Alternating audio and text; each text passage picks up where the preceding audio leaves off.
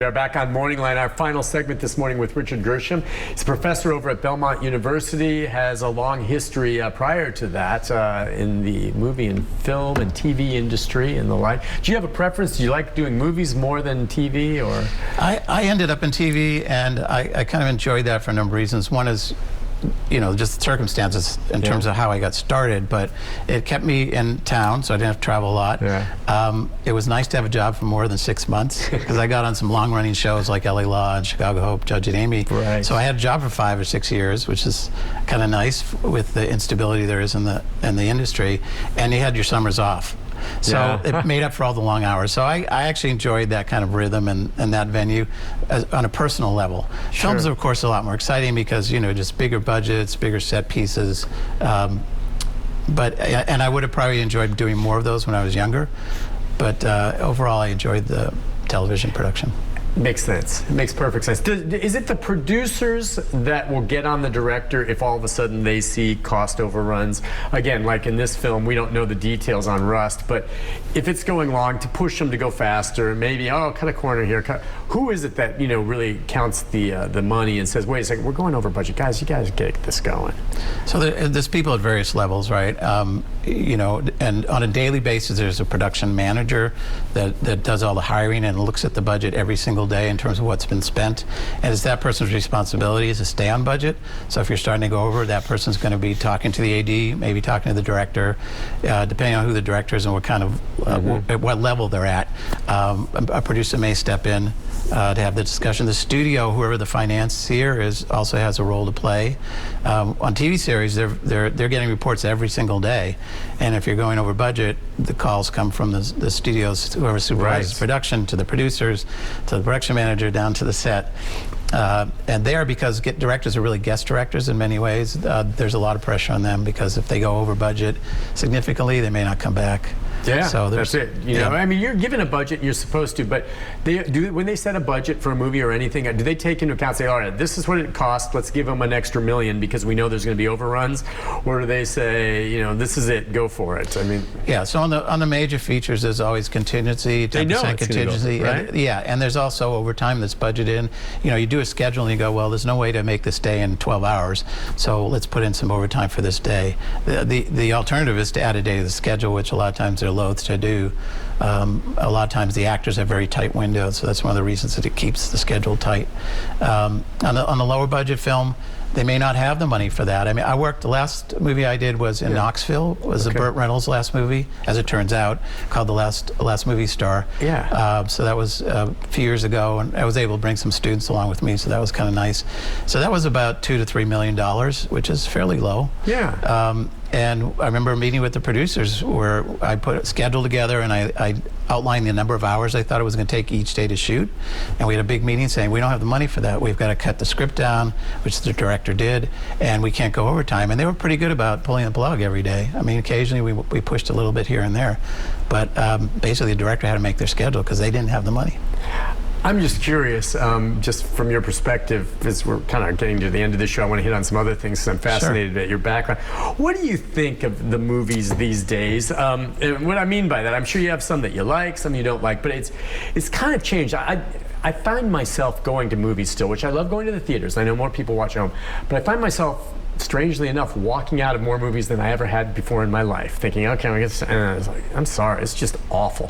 And I think about some of the awful movies that are made these days, and I wonder, does the director, after they're done, just like me, and some of the awful movies, by the way, still made a lot of money. But do you know it when you make it? Meaning, like, you're looking at it too. You're not a dummy. If you're a director, you're pretty darn sharp, and you know, this isn't great, but it's going to sell. I'm just wondering, do directors know sometimes what they've made, frankly, is crap? And it's maybe not their fault. Maybe they had a lousy story, they didn't have good actors, they had a small budget, they did the best they could. But I see stuff that churns out that I'm just like, how was that movie made? And the work that goes into making a movie boggles my mind that they would have spent that much time, effort, and money on this. And not everything makes money, of course. Well, yes, I think sometimes the directors do know, you know, what they have. When they're finally looking through the screening and they're like, yeah, okay. And you know, the job is still there to make the best they can out of it. They always say you can make a bad movie out of a good script. It's hard to make a good movie out of a bad script. Right. And I think that's proven to be true many times. But there are certain movies like the Marvel franchise, which you know, appeals to a certain demographic. That's very formulaic, and you know, after a while, for me as a viewer, after a while, you know, another battle, another battle, you know, I'm bored with that. I'm the same way. Yeah. But it sells, and they make a lot of money. And so the task there is you're not, let's say, reinventing the wheel. You're trying to find a way to keep it exciting, make it exciting, and maybe. Well, the appetites change. It's all these days, you know, taking it to a higher level of, you know, the Fast and Furious movies. I don't know how much more pyrotechnics and jumping the shark, if you will, they can do. Yeah. But I mean, I hunger for a really quiet, and there are some that come along. I hunger for another Hunt for Red October type film, which it's captivating, it's adventure, it's great acting, it's very well done, just a terrific movie. If you haven't seen it, rent it. It's a Tom Clancy, it's his first biggie, but Hunt for Red October movie from years ago, Sean Connery, Alec Baldwin, but I hunger for that kind. What movies do you go see these days? I'm with you on the Marvel. I like some of the Marvel. I do. I love Guardians of the Galaxy, the first one. But some of the others, I'm just tired of it. I get exhausted watching them. Yeah, I think movie theaters are struggling, and certainly during the pandemic they did because they had to close. Sure. And so they're, you know, to capture an audience, because you do have all these other options. And the younger generation, I mean, my son watches everything on his computer. You know, I said, you know, he moves into an apartment, he had a cable service. No, I don't really need it. Just watch everything on the computer. But wouldn't you say there's a difference? Isn't there something still special? And I know some people are going to have their own home theater, but even then, unless you have a giant room, seeing it in Dolby Sound or whatever the latest stuff is on a big screen in a movie theater, for me, especially certain movies, that's the only way to see them. Yeah, no, I agree with you, and that is what's unique about that experience that you can't replicate at home. So there are films that are much better off, you know, much better off seeing them in the theater, and I think theaters, you know, trying to find ways to innovate themselves, you know, and bring in the younger generation, especially because they are so used to the convenience of just opening up their phone or their laptop. So there, you know, there's experiments. Some of them are questionable, like bringing food and drinks into the movie theater. Have you been to the theaters now where it's like you're at home in your easy chair? Yeah. Where now instead of just those same seats, you can adjust them. Several of the theaters here locally have those where you can hit the buttons and you can. It's like a Barker lounger, Right. My problem is I fall asleep when I do that. I know. That's the thing. If it's not a movie that holds my attention, I'm so comfortable. I'm out like a light.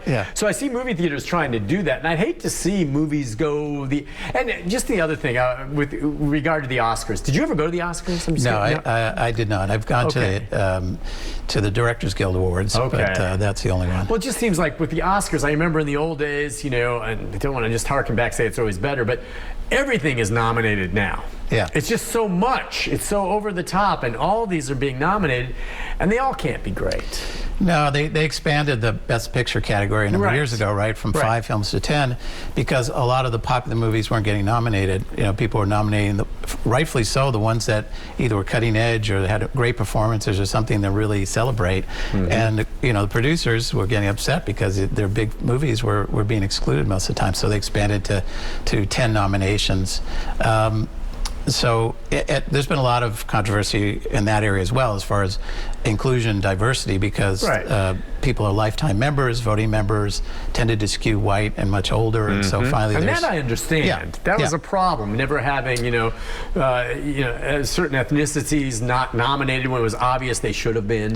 You know, and I think that's changing. Well, this past year was really a boon to small independent films because a lot of the major studios held back their movies, and so.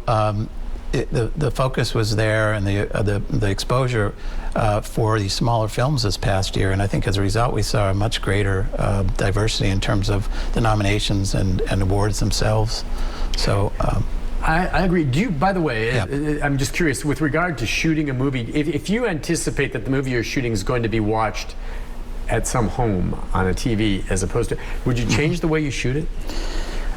You know, when you shoot, there's actually on the monitor you can see different frame sizes. So, you know, for a long time television was shown in a square or 3:4 format, and the features were starting to move into HD. So on the monitors you could see both framings, and you had to make sure that the wider shot didn't have anything in it like equipment, but you knew that the tighter shot was what was going to be shown on TV. So I'm talking about television production. So you were kind of trying to frame for two different mediums.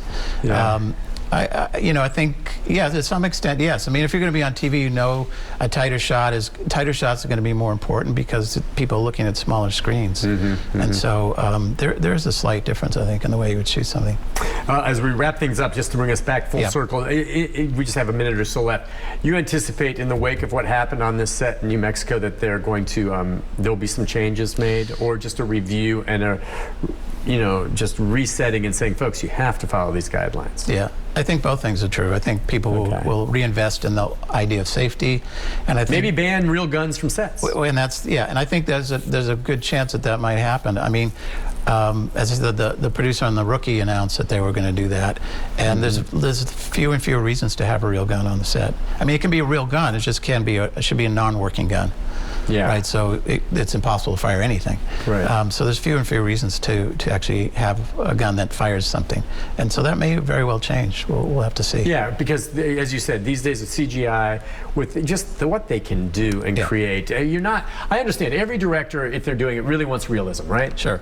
I mean, that's the important thing. So that's why a real gun. I imagine that was a real .44 Magnum that Clint Eastwood held in Magnum Force. Yeah, I would imagine. Okay, but I mean, that's real. But I mean, nowadays, if you were to do another one, you could probably come up with a prop gun. Yeah, no, absolutely. I mean, the realism, and that's why some directors fight for the real stunts, even when you could do something more safely on your computer, is that there's a level of engagement on the actor's part.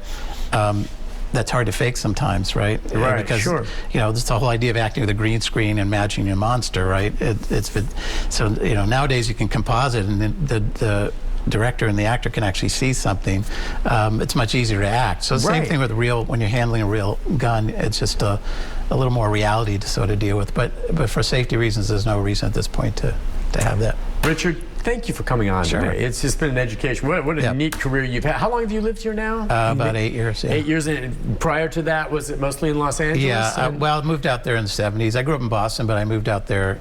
Because you wanted to be in the biz? Yeah, I actually started in theater, so I got a job in theater out there, and then transitioned to film and television. Yeah, fascinating. Yeah, well, really appreciate you. Yeah, and thanks for other having things me. will come up, especially as this gets bigger here, as we do more movies in Tennessee. We'll use you as a resource. Really appreciate you coming on. Yeah, sure. I appreciate it. Nice to be here. Take a break. Be back with a programming note about tomorrow right after this. Stay with us. Thank you. Yeah.